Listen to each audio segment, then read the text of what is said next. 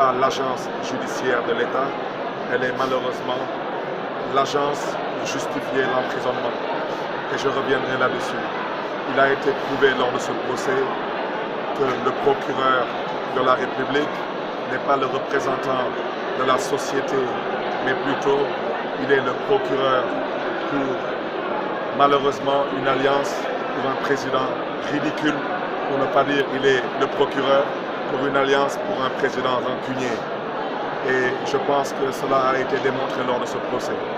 Il a été démontré par nos avocats qu'il n'y a pas de détournement de deniers publics.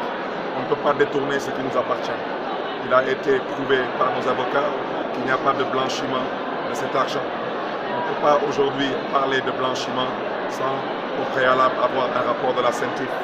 Et je pense que Khalifa Sall les a invités à décortiquer une fois de plus sa déclaration de patrimoine.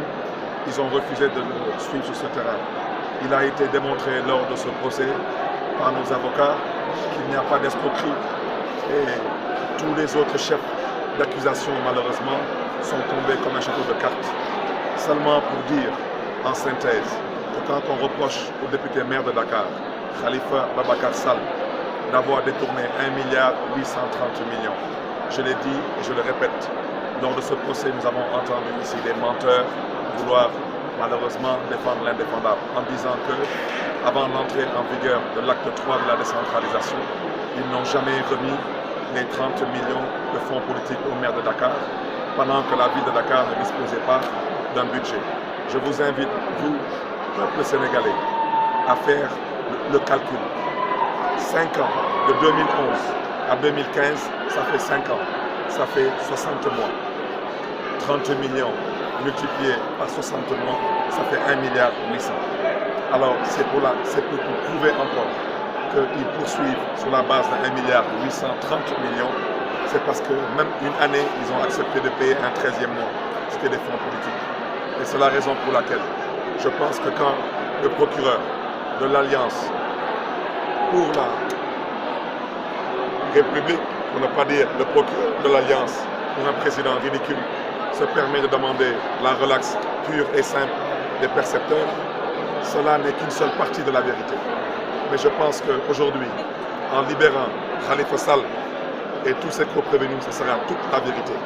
Mais surtout, en disant le droit, mais en rendant justice au peuple de Dakar et au peuple du Sénégal, ce sera toute la vérité.